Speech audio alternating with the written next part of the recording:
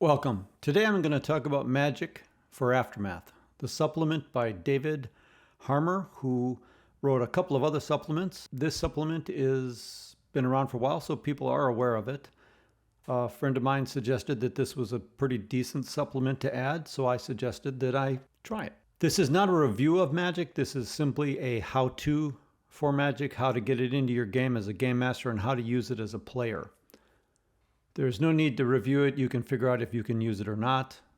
For me, I'm going to run a game with it in the game as after a suggestion from a player. So we're going to try it. Because I'm going to try it, I am going to let you guys understand what I've learned already. The i314 website, if you're going to play with Magic, you'll need to enable it in your game as the game master. So you click on Change Game Settings. Down here, there's a Support Magic 3E, you click that, update your game settings, and that'll add a new pull down with the various Magic pages on it. That's how to learn spells, how to recover your will, the spell miss chart, the races chart, and the list of spells for Aftermath. Aftermath is a unique and interesting game. And everyone who plays it knows that will is a dump stat. If you look at a character's character sheet, you'll notice that most characters have a very low will. That one's a 10, and I think this other one is even going to be worse. This one is a 7. So what David Harmer did in Magic is he made will an important stat. So if you're going to use Magic in your game, as a game master, I suggest you tell your players that they need to have a will of 15 or higher. And I'll give you the details on why that is, but 15 will is the minimum if you're going to be playing Magic in your game. So how does Magic work in Aftermath? Well, Magic spell casting is pretty simple. Outside of combat, you cast spells, and they happen. In combat, you cast spells and they take 3 action phases regardless of your base action phase, phases consumed in action, or maximum number of actions, although because it's 3, it's going to be always less spells cast than your actual maximum number of actions if your phases consumed in action is less than 3. With that said, if you're going to be a Magic user, a base action phase of 9 would be really helpful, because then you could cast 3 spells every combat turn. And that brings something into it. Is combat going to be really interesting in Magic? Well, if you look at the cover, it kind of reveals something that gives you a lot of information about how David thought this game would be played, or at least the artist's representation of how it would be played. So you have a shaman. He's carrying some kind of a magic stick, and in his other hand, he has a rifle. That's because the rifle is still going to be king in games with Magic. Magic is a really neat thing to have in the game. It is not the end-all be-all for combat. So if you're playing with Magic, you'll still need to have guns in the game. That's going to be it. And if there's no guns, then it's going to be bows and arrows and crossbows, because Magic is not going to be that aggressive. So in order for a character to cast spells in Aftermath, they have to have a talent called Magic Affinity. That Magic Affinity must be at least 3 to cast spells. If their Magic Affinity is less than 3, they're simply not able to cast at all. The higher the Magic Affinity, nothing happens till you get to 10. Once you get to 10, then you do get a bonus that you can cast any spell with a BCS of 3. Now, that's not a really good BCS, and with the cost of casting, it's not really all that useful, but you could cast any spell you have access to with a BCS of 3. So it's not great, but I mean, it's something. If you need to cast a spell you don't know, you could cast it just by purely willpower. The other thing that characters have is a skill. That skill is called Spell Theory.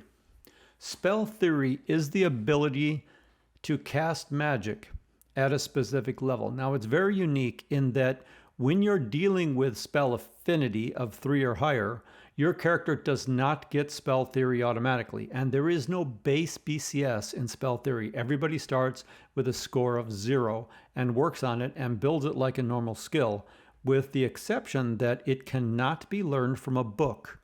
Only other spell theory people can teach you how to increase your spell theory.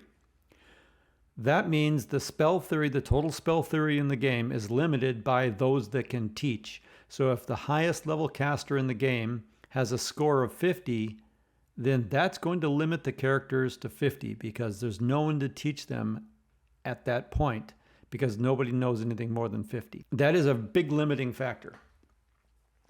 Once you have spell theory, then spells are basically learned as skills. And there's a color ranking, Roy G. Biv, red, orange, yellow, green, blue, indigo, and violet. In order to learn and cast a red spell, you need a task value. You need a spell theory of 10, 20 for orange, 30 for yellow, and so on. Once you get up to 70, then you can cast the highest level spells, which are violet. So someone will need to teach your character how to do spell theory. And once you learn spell theory, then you can learn a new spell. Now, it gets bad when you start learning spells. Spells, any spell that's in the game can be learned by any character. There's two ways to do that. You can use what's called a spell scroll, or you can create your own spell scroll. If you have to create your own spell scroll, that is going to be extremely difficult. Basically, to research a green spell, in other words, create a spell scroll, you'll need to have 40 task points and 1 week. So, and you have to have a minimum spell theory of 40. So it's going to take 40 task points, which usually is for most characters, with a week-long task period and a D10 to learn the task. It's going to take you 4 to 6 weeks to do the first part of the spell research, and then it's going to take you a week to learn the spell. And then the spell score is going to be 0. So you will then know the spell, but you won't be able to do anything with it because your BCS is 0. So then you'll need to learn the spell like a skill to get it to the point where you can cast it. That is extremely time consuming. That's a lower level green spell. If you're talking about a violet spell, we're talking about 70 task points. To do the entire process could take months for a character of downtime, months of downtime. So I don't see characters doing a lot of spell research. They're going to have to use spell scrolls. And a spell scroll is basically all of the research that someone else has done on a spell. So if you want to learn a specific spell, let's say shield, which is a red spell, you would need to have a spell scroll, in other words, somebody else's research, and then you could take the week to learn the spell. And then once you learn the spell, you could use downtime to increase your BCS in the spell. There's no learning by doing for spell improvement. It's simply downtime work. Spells go from 0 to 200. The first 100 is your BCS. The second 100 is your control throw. So you could have a spell score of 200, which would give you a 20/10. 20/10 is the best you can get for a skill. That's 20 BCS and 10 control throw. Then you need to cast spells. So if we look at this color value task list, we can see the levels of the spells. Actually, let's go to the list. There's a list of spells and it tells us the color and the cost. If we're going to do a spell like healing, it's a red spell and it requires 1 wit point to heal 2 DRT points of damage. So if you want to heal 20 points of damage, you need to spend 10. Now, you see where this is getting really a little bit funky because your characters normally have 7, 8. Well, that's 15 points that you can heal. And I say 1 less because 15 points is all you can heal. Sorry, a will of 15 is extremely important. You need to have a will of 15. That would allow you to heal 29 points of damage, or 28 points of damage, really. And keep that in mind, it reduces your will. So if you heal 10 points, that's 5 will points that your character temporarily loses. Now they come back, but you're down 5 will points. If you're down 5 will points and you have a will of 8 and you lose 5 more will points, your character is dead. They've lost the will to live. This is extremely important, and we'll talk about that when we talk about cast. 15, you could easily cast spells in the Violet, which are 7-point skills. Now, I say easily cast spells because you can cast spells that require 7 points if you have 15 points. But there's one slight issue that you have to consider when casting spells, and this is really important, and that is the spell miss chart. If you look at the spell miss chart and you roll your BCS, and the miss number is basically the difference between your BCS roll and what you needed, plus a D20, 2 to 4, 5 to 10, blah, blah, blah. And you just read through this and it all looks, pretty normal, right? That's, wait, there's a critical miss chart. If you have a very bad roll, and you notice this one right here, magic performs exactly as cast, but costs double. If you're casting a violet spell, which costs 7 points, and you roll something that is very easy to roll because it's only 2 to 4 points, right? It's at the low end of the D20, but it could easily happen. If you roll that, then you have effectively doubled the cost. If you have a will of 10 and you cast a violet spell that costs 7 and it doubles, it costs you 14 will. If you only have 10 will, your character has died. So if you do not have a 15 will, casting a violet spell is suicide, because you could kill yourself if you missed. So if we go back to this list and we look at this, if you have a will of 10, casting a green spell is safe because it only costs 8 points if it doubles. But casting a blue spell costs 10 points, that's insta-death. There's no healing drugs, there's nothing. You've simply killed your character. So you need a will of at least 15 to make sure that you don't kill yourself casting one spell. And oddly, if you cast a violet spell, that's it. You can't cast another violet spell for fear you're going to kill yourself. So when you cast the spell, we'll go back to the spell list. When you cast the spell, it does what it says. Now, these spells are not particularly well written. As far as rule lawyers will find ways around these, you'll have to take that with a grain of salt. You just have a spell that you can cast. In Magic, in combat is going to be interesting. They have a shield spell, force shield, things like that. They have Magic Blast, which is a red spell. You can do 1d6 damage. That's not bad because it ignores armor.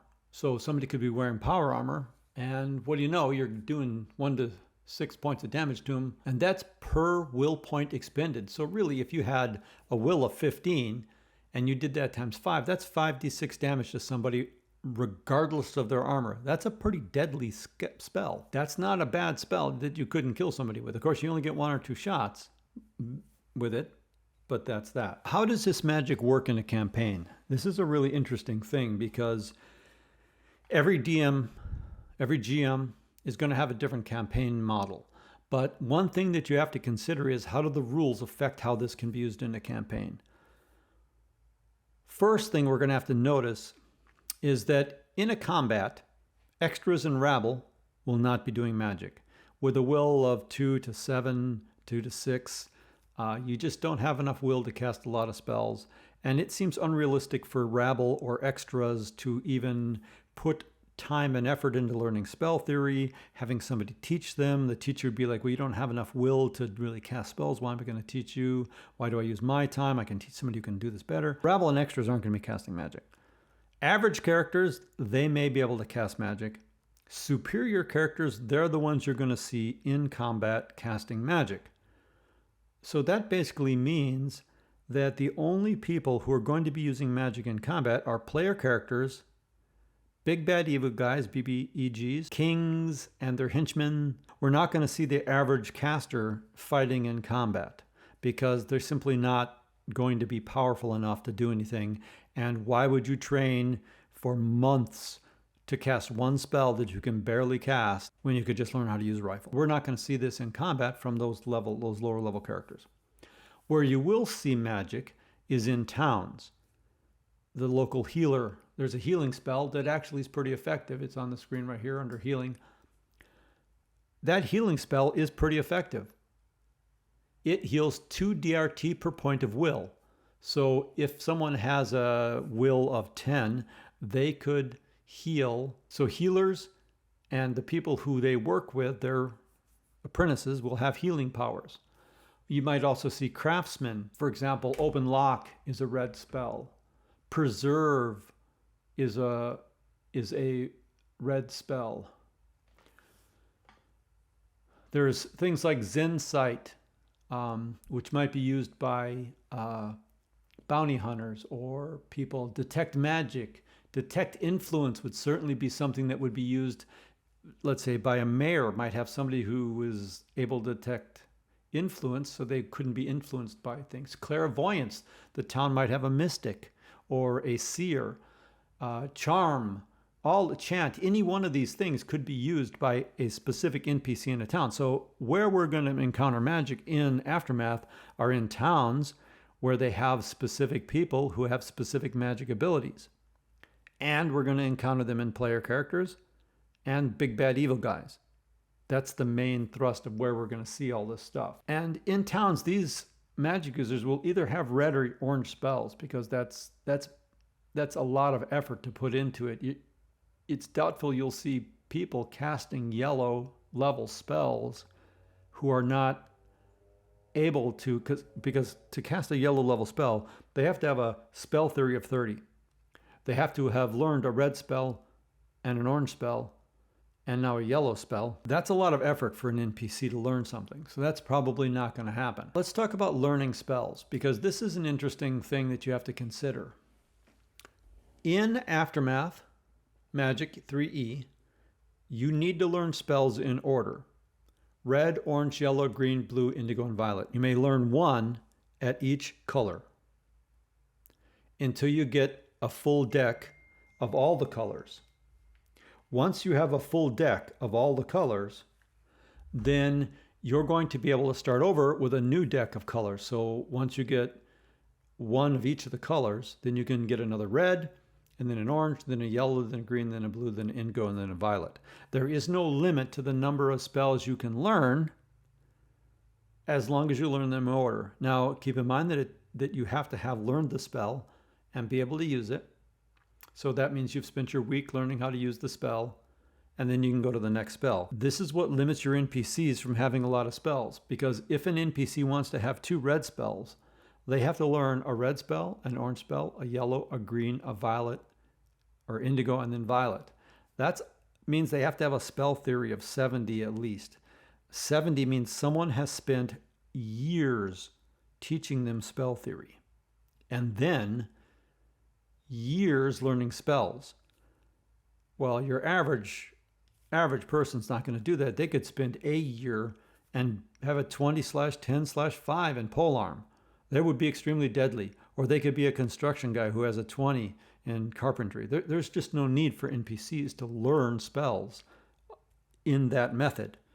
So your NPCs are going to have mostly red and orange spells. Yellow spells. Now, what about people who are magical in the races? Now, there are a lot of races in the game. And if you look at the races list, now this races list is almost complete, but it's not fully complete. If you look at this races list, you can see city elves and aquatic elves and, pumas and tiger people. But if you really look at this closely, you're going to notice that none of these people are particularly awesome. Some of them are neat. And if you look at MA, which is their magical affinity, you'll notice that some of them, such as the Earth Elf, pretty much all have magic. The Aerial Elves pretty much all have magic. But the Pumas, pretty much none of them are going to have magic. With a -8 to magic affinity, they'd have to sacrifice a lot to get magic. And the same with gnolls, halflings, I mean, anyone with a negative in magic affinity is going to have to give up a lot to get spell theory. So you're not going to see a lot of people in those other races. Just because they're an elf does not mean they're going to be particularly magical. And elves, like anyone else, are going to have the same problems that player characters do. Rabble and extras are not going to have spells. Elves might seem all magical, but only the superior ones are going to be learning large numbers of spells. The average elf is not going to be a magic user. That isn't to say that the average elf isn't going to simply be able to have a red and possibly an orange spell in their pocket, because that would be perfectly easy to do. They'd only need a magic affinity of 3, which most of them get automatically, and then they would need a spell theory of 20, and they could get a red and an orange spell. It's completely possible that a city of elves would have a lot of people who know 1 or 2 spells. And if you look through the spell list, you can see that there is actually a large number of red spells that would be kind of neat to have as a merchant or a town guard. Create light or dark. That'd be great for a town guard. Detect influence, detect magic, healing, identify, locate object. All of these red spells are very good. So you're probably going to have specialists who have these spells in elf culture. But you're not going to have a lot of people who are massive magic users, except for big bad evil guys or possibly, heads of state or things like that. There may be some of those people in the campaign, but they're going to be pretty rare, because anything that they put into magic is things they're not putting into their combat skills. I-314 does support magic spells, and if you look at the example DAT I have up here, you'll notice Jean Bonnard is casting a spell. Spell casting takes 3 action phases. The website supports that no matter what your phases consuming an action are. In order to cast 3 spells in combat, you need to have a base action phase of at least 9. If you have a base action phase of 8, that means you have a phases consuming action of about 2, usually. So that means you can cast 2 spells and have room for 1 additional action. If you have a base action phase of 7, which is very common among players, that means you can cast 2 spells and then move a little bit. Now, of course, when you're casting a spell, you do get a combat move. There is combat casting in this game. Everybody combat casts. You do not have to make a deafness AST to cast a spell if you're in combat. There's no requirements for that. So assume that every character has combat casting, which is a D&D term, which means they can cast while they're in hand-to-hand combat. Given that, the summary of what your character should have in this game to optimize it is you need to have a will of at least 15 or higher and a base action phase of 9. Those 2 things make you optimized for a game with magic in it. If you do not have those things, your character doesn't have those things, then you're not going to have quite as good a time at magic as you could have. When you recover will, you'll notice that it says you get your will group every 3 minutes. So will groups are usually 2, possibly 3, and if you follow my suggestion and get a 15, you'll have a 3 will group. That means 6 points per hour can be recovered with a good character. If you take a character who has a will of 10 or so, that's will group 2, that means 4 per hour. 4 per hour, will of 10, you can totally recover in 2 hours. Recovering magic does not require any special resting or anything like that in this game. You just simply suck it up. Now, it is doubled while you're sleeping, but if you have a will of 25, possibly you need to have some sleep in there to get all that back. But even that, 25, and if you have a will of 25, your will group is 4. 6 times 4, right? So that's 3 hours. In 3 hours, you get it sort of back. Doesn't matter if you're sleeping or not. In just 3 hours, you're going to get it back. And remember, the goal is never to go below a will of 1. If you go to a will of 0, you lost the will to live. And that just basically ends your character right there. That's basically it. There's a lot of other things in the magic portfolio, different kinds of spells. There's alchemy and things like that, but this is just the magic end of it. It can make a good thing for a game, but remember, the takeaway is, as a game master, you're not going to be seeing characters who have a large magic array on your side of the screen. Your big bad evil guys are going to have magic, occasionally a magic in a combat. Mostly the players are the magic ones. And from a player point of view, don't really worry about coming up against magical foes. Get really good at a rifle and you should be fine.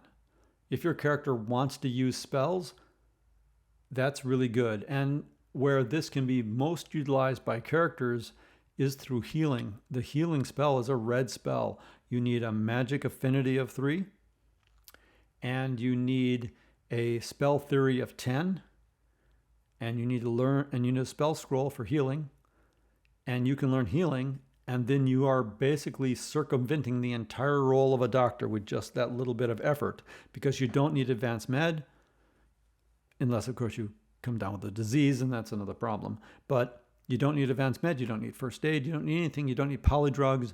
You can simply do it by using healing.